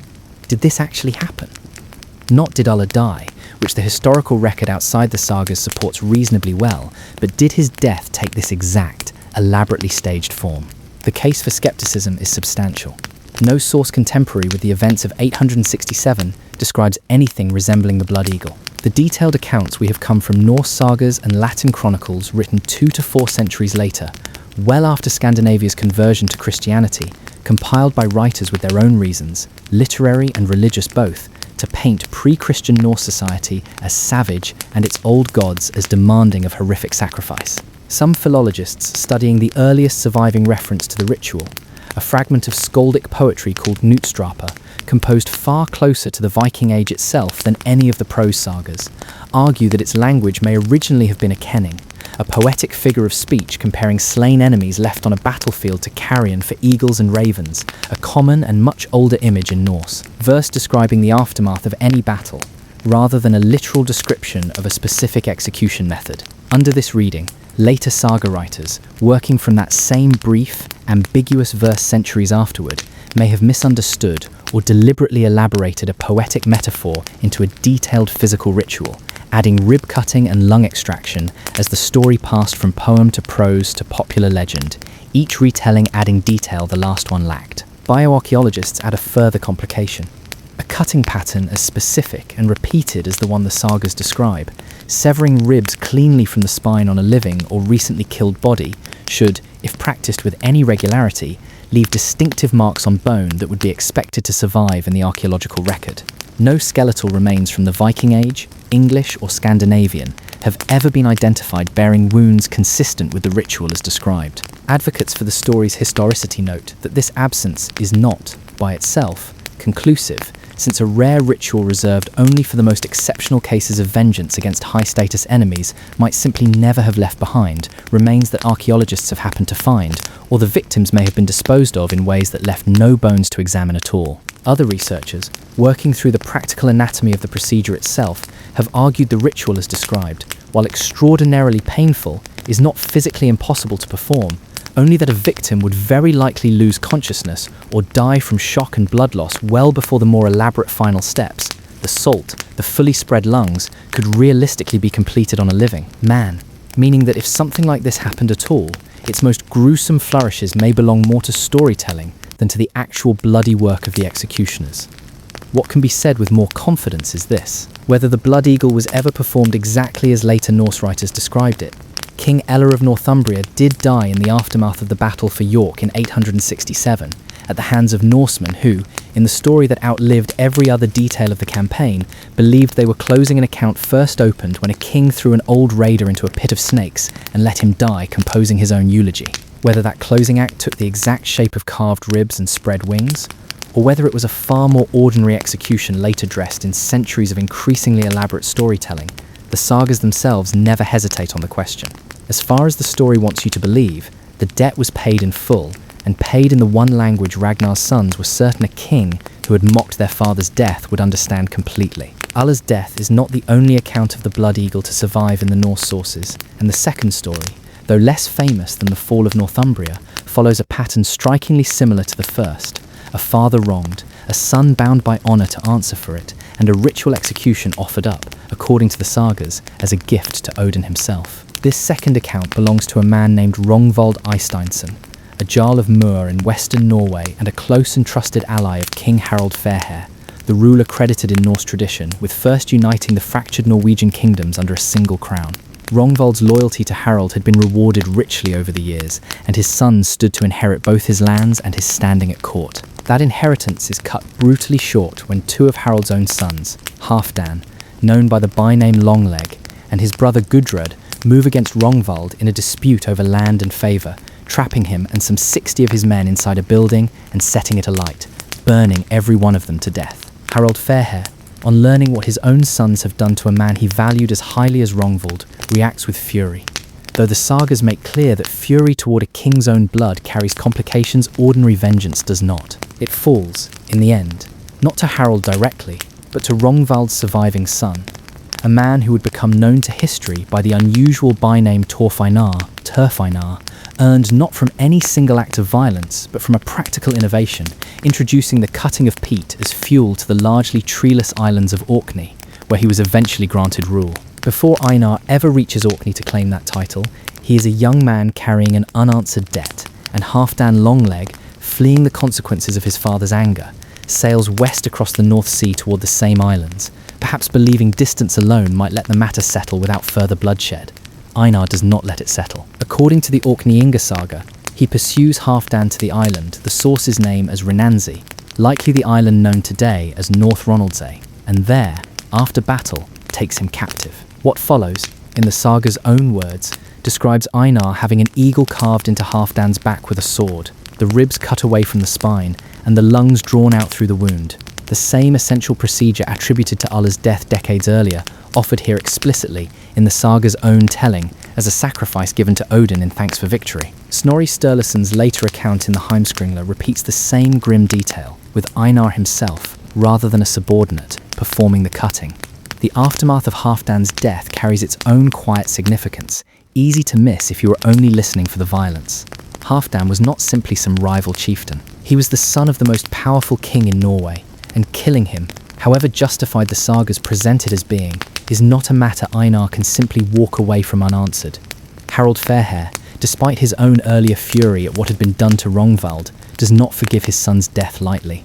Einar is made to pay a substantial wyrgild, a compensation payment recorded in the sagas at 60 marks of gold, to settle the matter and secure his own continued rule over Orkney. Vengeance, even vengeance carried out in the most ritualized and symbolically loaded form the sagas can imagine, still had to answer, in the end, to the same practical system of debts and payments that governed every other killing in Norse law.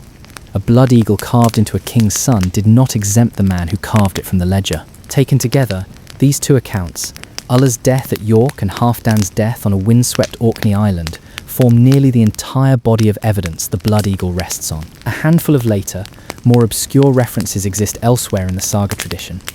But these two stories, tied respectively to the most famous Viking dynasty in popular memory and to the founding of one of the most enduring Norse earldoms in the British Isles, are the accounts that shaped everything that came after, retold, translated, and eventually dramatised for audiences a thousand years removed from the events themselves. It is worth noticing, too, what these two stories share beyond the ritual itself.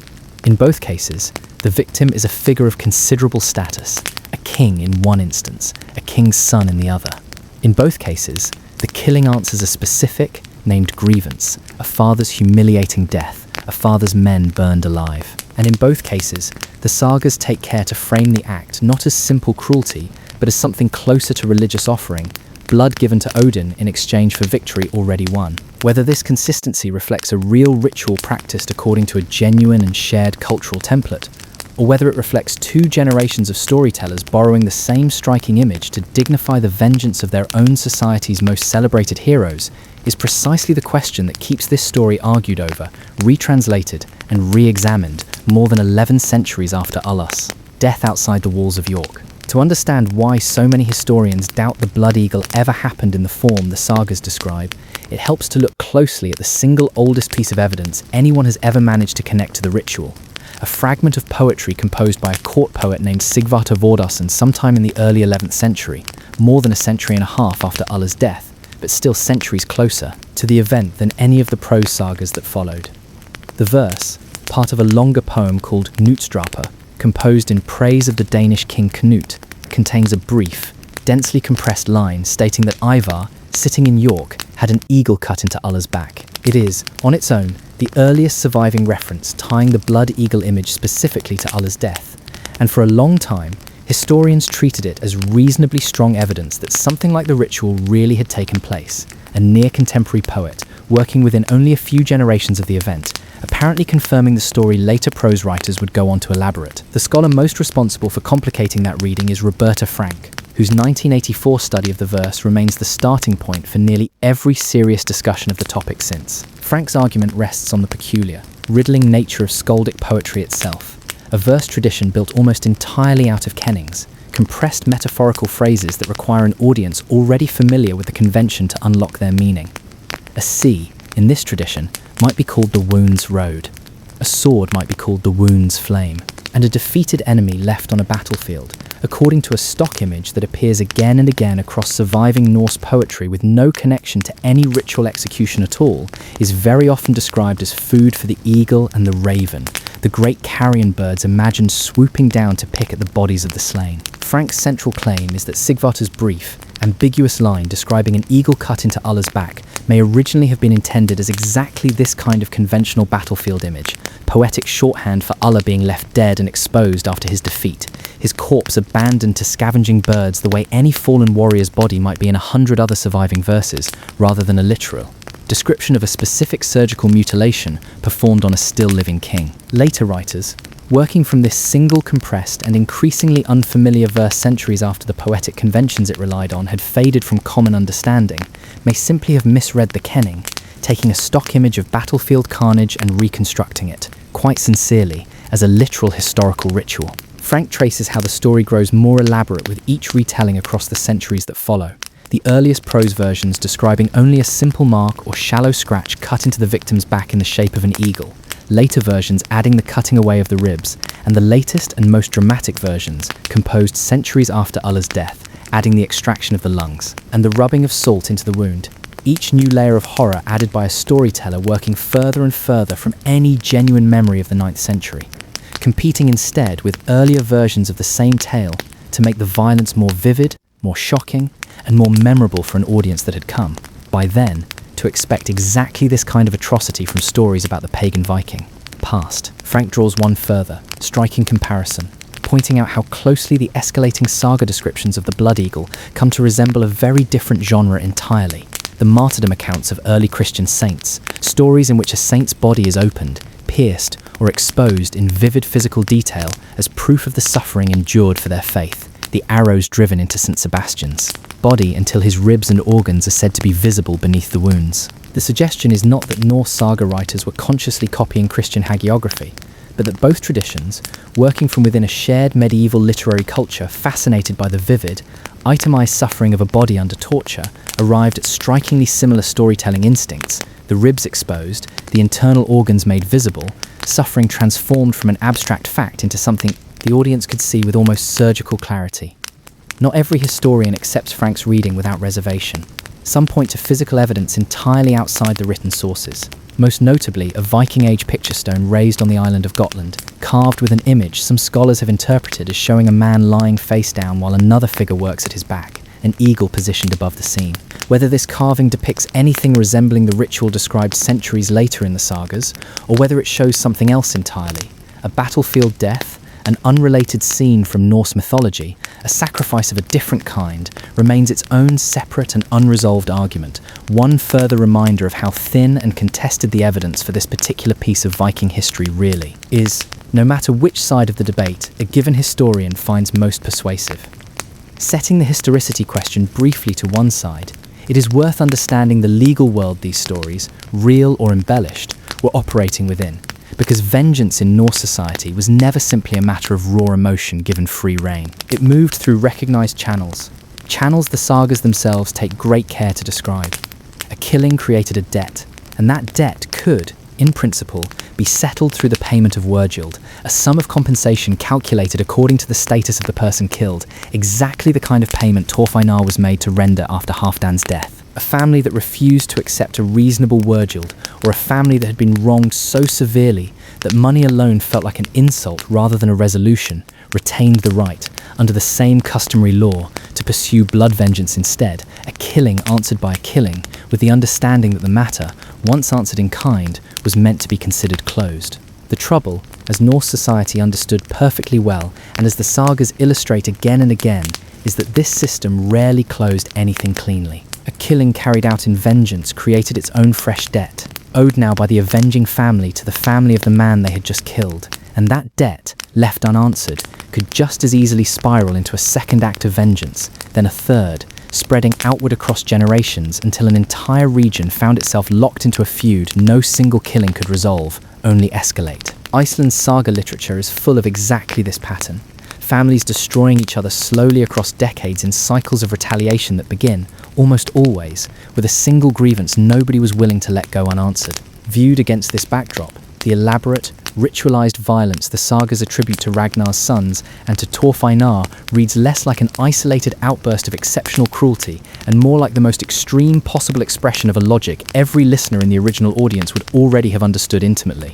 This was not vengeance for its own sake, a story of men simply enjoying cruelty.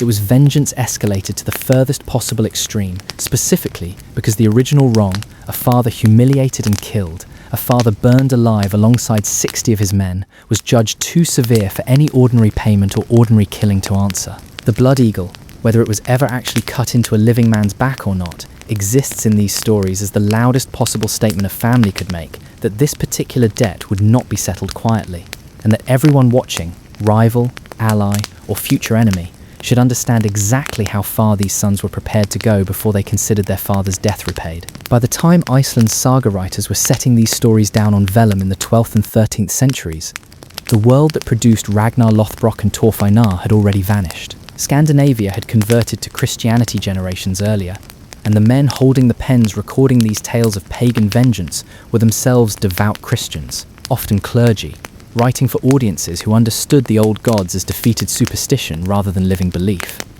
This distance matters enormously for how the stories eventually came to be told, and why. A Christian scribe recounting the death of a pagan king killed as an offering to Odin was not simply preserving history for its own sake.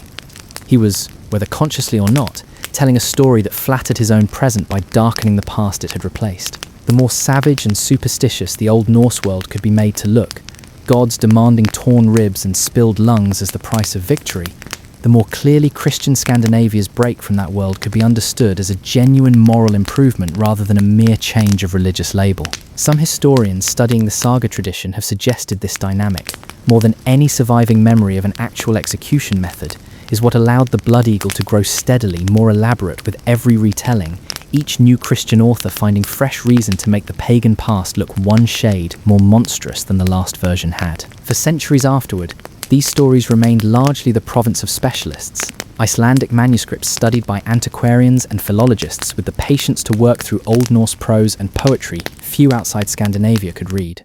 That began to change in the 19th century as a wave of renewed European fascination with Norse mythology, folklore, and the Viking Age swept through popular literature, opera, and eventually the young discipline of academic history itself. The Blood Eagle, vivid and shocking in exactly the way 19th century audiences hungry for stories of noble savagery found irresistible, found new life in this revival, retold in histories, poems, and popular accounts that rarely pause to weigh the same source questions modern scholars like Roberta Frank would later raise. The 20th and 21st centuries carried the story further still, into forms Ragnar's own saga tellers could never have imagined. Television dramatizations built entire seasons of plot around Ragnar Lothbrok and his sons, staging the Blood Eagle for audiences numbering in the millions, the ritual rendered in the kind of graphic, unflinching detail modern production budgets make possible in a way medieval storytellers could only achieve through words alone. Video games, novels, and heavy metal album covers have carried the same image further still, until the Blood Eagle has become, for a great many people encountering Viking history for the first time, one of the very first things they learn about the period, often long before they encounter the more mundane, better documented realities of Norse farming, trade, law, and craftsmanship that made up the overwhelming majority of Viking Age life. There is a certain irony worth sitting with here, a ritual whose historical existence remains genuinely uncertain, resting on perhaps two credible saga accounts and a single ambiguous line of poetry composed generations after the fact, has become, through the accumulated weight of 1,000 years of retelling, one of the most widely recognized single facts about the entire Viking Age in the popular imagination, better known by far than the actual. Extensively documented achievements of Norse shipbuilding, long-distance trade networks reaching from Newfoundland to Baghdad, or the sophisticated legal assemblies that governed Icelandic society without any king at all. The myth, in other words, has substantially outrun the history. Not because anyone set out deliberately to deceive, but because a story this vivid, this emotionally satisfying in its logic of grievance answered and debt repaid, was always going to travel further and faster than the more careful, more heavily caveated truth. None of this means the underlying story is worthless, or that examining it closely is simply an exercise in debunking. Whether or not Ivar the Boneless ever actually cut the shape of an eagle into King Ulla's back, the story of Ragnar's death and his son's answer to it tells you something entirely real about the society that told it, a culture organised around honour, debt, and the conviction that a wrong left unanswered was a wound that would never fully close. The great heathen army that landed in East Anglia in 865 was real. The fall of York was real. The decades of Norse rule that followed across large portions of England were real, reshaping the political map of the British Isles in ways still visible in place names and legal traditions today. The Blood Eagle, whether literal fact or literary invention layered onto that history generations later, was never really about the mechanics of a single gruesome execution. It was about what a society believed vengeance required, how far grief was expected to travel before it could be called satisfied, and how thoroughly a story, once told well enough and often enough, can outlive every question anyone ever thought to ask about whether it was true. That, in the end, may be the most enduring lesson this particular legend has to offer, more durable even than the ritual itself. History remembers what gets told, and it remembers best the stories sharp enough to cut through 1,000 years of retelling without ever quite dulling. Ragnar Lothbrok's sons wanted the world to remember exactly how completely they had answered their father's death. On that count, whatever actually happened outside the walls of York in the year 867, they succeeded beyond anything they could have imagined.